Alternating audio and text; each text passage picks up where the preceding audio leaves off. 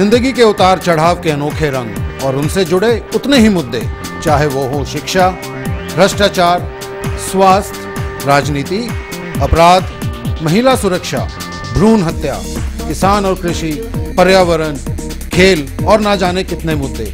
इन सभी और अनेकों मुद्दों पर हम करेंगे परिचर्चा SUN न्यूज के खास कार्यक्रम इशू टुनाइट में। Issue tonight at 9 on Saturdays and Sundays, only on SUN news. क्यों बढ़ रही है देश में महंगाई? क्यों घट रहा है लिंग अनुपात?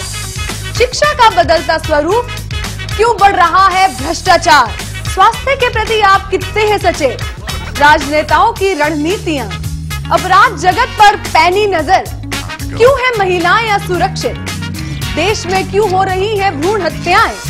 किसान कैसे बढ़ाएं कृषि उत्पादन?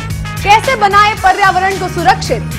खेल जगत से जुड़ी समस्याएं और अन्य संबंधित मुद्दों पर करेंगे बातचीत।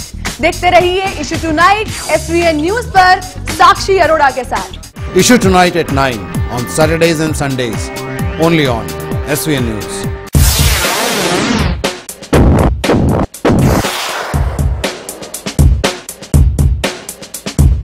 चर्चाओं के इस दौर में आज हम बात करेंगे समाज में दिन ब दिन बढ़ता अपराध का स्तर। अगर देखा जाए तो पिछले कुछ वर्षों में अपराध का अनुपात कई फीसदी बढ़ गया है। प्रतिदिन लूटपाट, चोरी डकैती, अपहरण, मारधाड़, बलात्कार, महिला उत्पीड़न, शोषण एवं अत्याचार संबंधी आदि ढेरों किस्से देखने को मिलते हैं। स्वतंत्रता के बाद पिछले 60 वर्ष में अपने देश में लोकतंत्र मजबूत तो हुआ है, लेकिन राजनीति का अपराधीकरण भी बढ़ा है, जिससे चुनावों के साफ सुथरे होने पर संदेह के बादल गहराने लगे हैं। राजनीतिक पार्टियों द्वारा जीतने की चाह में अपराधी तत्वों की सहायता लेना इन चुनावों का सबसे बड़ा स्रोत बन गया है। 70 के दशक के शुरुआत में ही बंबई में अब कई छोटे छोटे अपराधी गिरोह सिर उठाने लगे थे। इन्हीं में से एक था दाऊद इब्राहिम, वही दाऊद जो आज अपराध की दुनिया का बेताज बादशाह है और उसके गिरोह को डी कंपनी के नाम से जाना जाता है। अपराध की अंधेरी दुनिया में महिलाओं की दस्तक बढ़ रही है और दुनिया भर में महिला गैंगस्टरों की संख्या 1,32,000 से बढ़कर 6,60,000 हो गई है। वही महिलाओं के प्रति अपराध की दर में भी 20% बढ़ोतरी हुई है। वर्ष 1996 के हिसाब से इसमें 42.4% की बढ़ोतरी हुई है। अक्सर अपराध के कारणों में गरीबी, भूखमरी, पैसा, रंजिश, आक्रामक प्रवृत्ति, वासना आदि चीजें अपराध को बढ़ाती हैं।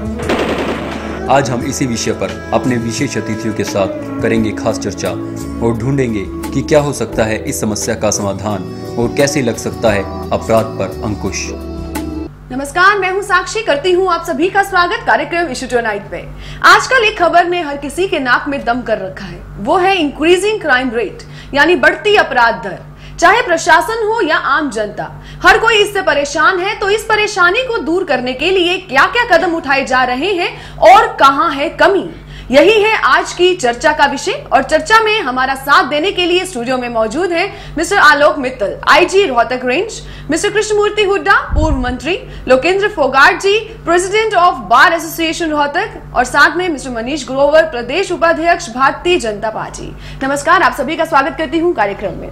चर्चा का विषय मैं पहले ही बता चुकी हूँ कि क्राइम रेट कैसे बढ़ता चला जा रहा है और उसके कारण क्या है और कमियां कहां लगती हैं, यही आज चर्चा का थोड़ा सा विषय है। कमियों पर हम थोड़ा सा ज्यादा ध्यान देना चाहेंगे क्योंकि सुधार करने की आवश्यकता वही है। हुड्डा जी, आपसे मैं शुरुआत करती हूं।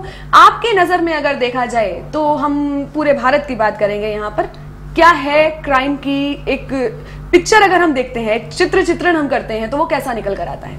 ऐसा कि हरियाणा और खास तौर पे रोहतक पूरे देश का सबसे सुरक्षित जगह है। क्राइम आज पूरी दुनिया में है। जी हाँ। आज अमेरिका से ज्यादा सुरक्षित हिंदुस्तान है क्राइम के हिसाब से। अमेरिका में तो जो लोग रहते हैं उनका यही भरोसा नहीं कि आज कब मार दिया जाए, कब उनके साथ क्या हो जाए। और हिंदुस्तान के अंदर और खास तौर पे हरियाणा में और रोहतक के अंदर मैं समझता हूँ कि इस समय बेस्ट लॉ एंड ऑर्डर है, क्योंकि आबादी बढ़ती जा रही है और आबादी बढ़ती के साथ साथ बेरोजगारी भी बढ़ती जा रही है। तो ये चीज तो स्वाभाविक है, बढ़ती है। लेकिन उसको वक्तन फक्तन हमारी पुलिस बड़ी एफिशिएंट है उनके माध्यम से उनको रोकने की कोशिश की। हुड्डा जी, यहाँ पर आपको मैं रोकना चाहूंगी। और आपने बोला कि हमारा लॉ एंड ऑर्डर बेस्ट है। जब किसी चीज को हम बेस्ट बोल देते हैं तो इसका मतलब उसमें सुधार की आवश्यकता ही नहीं। सुधार की तो हमेशा आवश्यकता तो मतलब बेस्ट नहीं है?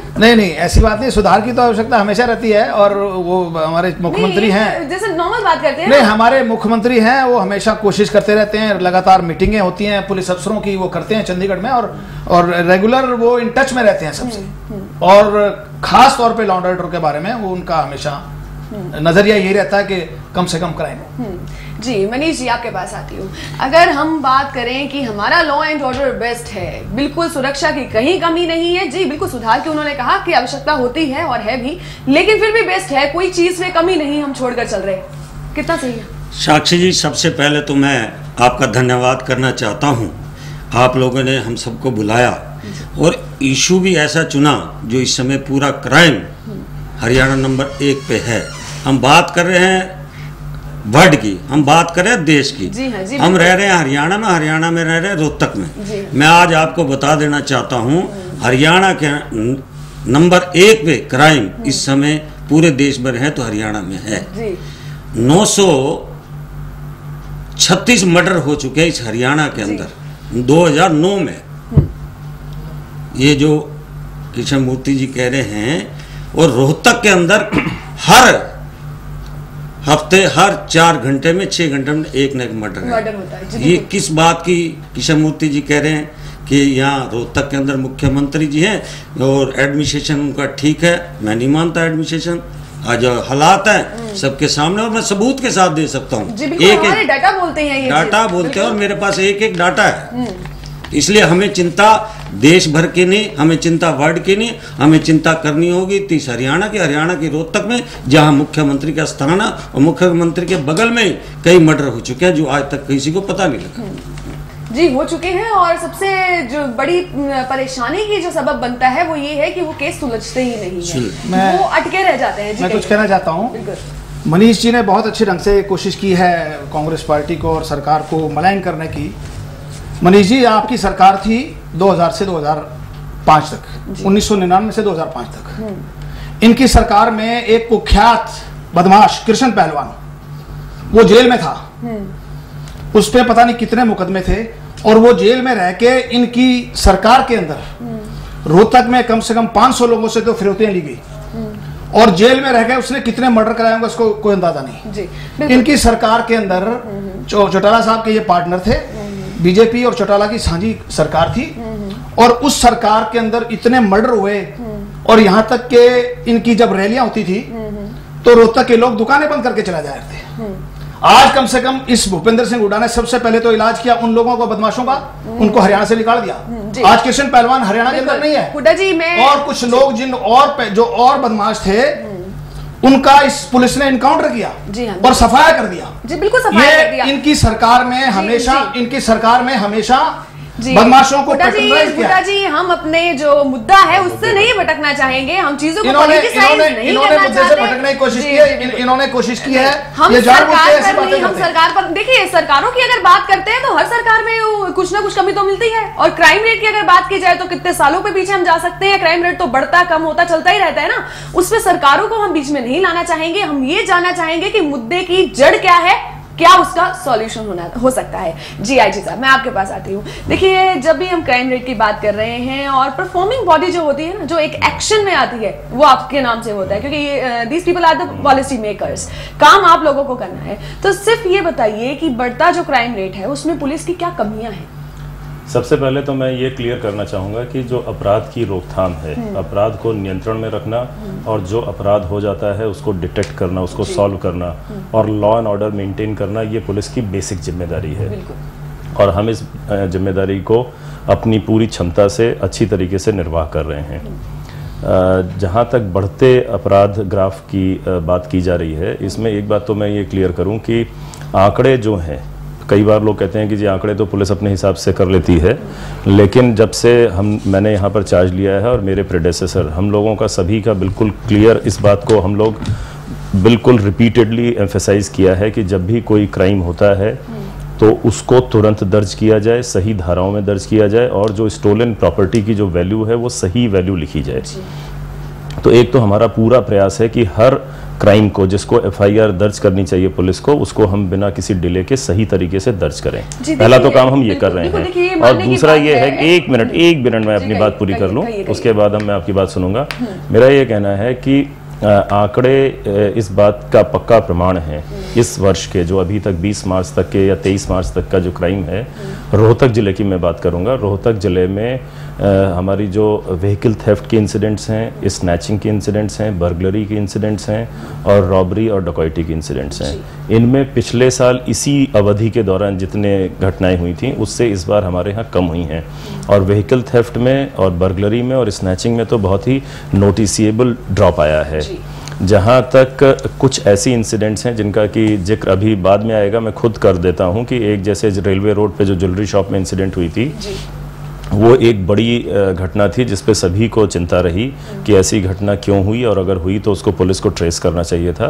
हम लोग पूरी तरीके से अभी भी हम लोग अपनी लगे हुए हैं और हम लोग उसको ट्रेस करने की कोशिश कर रहे हैं। अभी तक वो केस ट्रेस नहीं हुआ है, बाकी अधिकांश मामले पुलिस ने ट्रेस किए हैं। लेकिन ये बात भी सही है कि जो प्रॉपर्टी का क्राइम है उसमें सभी केसेस नहीं ट्रेस हो पाते। काफ़ी केसेस हम लोग ट्रेस कर पाते हैं, कुछ केसेस को नहीं भी ट्रेस कर पाते। उसके अलावा एक दो चीज़ें मैं और कहूँगा। एक तो हम लोगों ने रोहतक में कुछ फोर्स बाहर से हमें मिली है, उसका इस्तेमाल करते हुए हमने फिर से कोशिश की है कि जितने भी हमारे रोहतक के मुख्य पॉइंट्स हैं उन सभी पे पुलिस के नाके लगाए जाएं। व्हीकल चेकिंग को बढ़ाया गया है, ड्रंक एंड ड्राइविंग की चेकिंग भी की जा रही है। और उसके अलावा हम लोग एक तो हमने अपनी जो साइबर क्राइम की सेल है उसकी स्ट्रेंथ को भी बढ़ाया है, उसकी क्षमता को भी बढ़ाया है और वो लोग बहुत अच्छा काम कर रहे हैं। साथ ही साथ हम लोग जितने भी ऐसी पब्लिक प्लेसेस हैं जहाँ पे लोगों का आना जाना है, जहाँ पे कैश का ट्रांजैक्शन ज़्यादा है, वहाँ पर क्राइम को रोकने के लिए जो और स्टेप्स हैं जैसे सीसीटीवी कैमरे लगाए जाने हैं, उनको भी किया है। उसमें हमारे एसपी रोहतक ने स्कूल के प्रिंसिपल्स के साथ, बैंक मैनेजर्स के साथ और नर्सिंग होम के इंचार्जेस के साथ मीटिंग की है। और हम लोगों की एम्फेसिस ये है कि सबसे पहले bank, ATM, gas agency, petrol pump, ढाबे, hotel, restaurant, cyber cafe, schools, hospitals, nursing home, इनमें सभी के जो मैनेजर्स या मालिक लोग हैं उनके साथ हम लोग लगातार संपर्क में हैं। उनको हम मीटिंग कर रहे हैं, उनको हम नोटिस दे रहे हैं कि भाई आप लोग, उसमें ज्वेलरी शॉप भी इंक्लूडेड हैं, कि आप लोग भी इसमें अपने अपने इस्टेब्लिशमेंट में, अपने कॉमर्शियल इस्टेब्लिशमेंट में आप लोग सीसीटीवी कैमरे लगाएं। जहां पर अगर आप प्राइवेट सिक्योरिटी गार्ड रख सकते हैं वो भी रखें, और उससे पुलिस को पूरे अपने प्रयास में और मदद मिलेगी। हम बिल्कुल ये नहीं कह रहे हैं कि जो हमारी जिम्मेदारी है हम वो दूसरे के ऊपर डाल रहे हैं, बिल्कुल भी ऐसा नहीं है। हमारी बेसिक हमारी जिम्मेदारी है कि लाइफ एंड प्रॉपर्टी जो लोग हमारे रेजिडेंट हैं उनको, उसको प्रोटेक्ट करना और उनकी सुरक्षा देना, उनको, ये हमारी जिम्मेदारी है। और हम इस बात को किसी भी मंच पे कहीं से भी कहने को तैयार हैं। लेकिन साथ ही साथ जब हम लोग ये प्रयास कर रहे हैं तो उससे और हमें बहुत फ़ायदा मिलेगा। इस रेंज में 2-3 ऐसी इंसिडेंट्स हुई हैं जहां पर कि सीसीटीवी कैमरे लगे थे, वहां पर अपराधियों की फोटोग्राफ बड़ी अच्छी तरीके से आई और उन केसेस को हमने ट्रेस किया। तो इसी बात को हम लोग एम्फेसाइज कर रहे हैं और काफ़ी हद तक लोगों ने इस बात को एक्सेप्ट भी किया है, लोग लगा भी रहे हैं। जहाँ पे नहीं लगा रहे हैं उनके साथ हम कोशिश कर रहे हैं। बिल्कुल कोशिश कर रहे हैं। लेकिन मैं फिर से अपने उसी सवाल पर आना चाहूंगी कि आपने ये बताया कि पुलिस क्या क्या चीजें कर रही है। बिल्कुल हम बहुत खुश हैं कि पुलिस ये चीजें कर रही है और हम चाहेंगे कि समाज भी आगे आकर इसमें इसका साथ दे ताकि क्राइम को और कम किया जा सके। लेकिन मेरा सवाल ये था कि पुलिस की कमियां कहां पर है? हाँ, मैं कमियों के बारे में बताता हूँ। एक तो जैसा बाकी मेंबर्स ने कहा कि बढ़ती आबादी, जैसे जैसे जनसंख्या बढ़ रही है उसी हिसाब से पुलिस की संख्या में भी बढ़ोतरी होनी चाहिए और हुई है, ऐसा नहीं है कि नहीं हुई है। लेकिन जिस तरह का हम लोग अपना एक क्राइम प्रिवेंशन का सेटअप करना चाहते हैं उसके लिए हमें फोर्स की और ज़रूरत है और उसमें हमारे सीनियर ऑफिसर्स काफ़ी सपोर्टिव रहे हैं इस मामले में। अभी भी हमने कहा था तो हमारी रिक्वेस्ट पे उन्होंने हमें कुछ एक्स्ट्रा फोर्स अवेलेबल कराई है। जैसे मैं अभी एसपी रोहतक से कह रहा था कि भाई हमारे नाकों पे प्रेजेंस फिर कुछ दिन से मुझे थोड़ी कम लग रही है, तो उन्होंने कहा कि सर हमारे पास जो बाहर से फोर्स आई थी वो वापस चली गई है, अब दोबारा फोर्स आ रही है। तो अब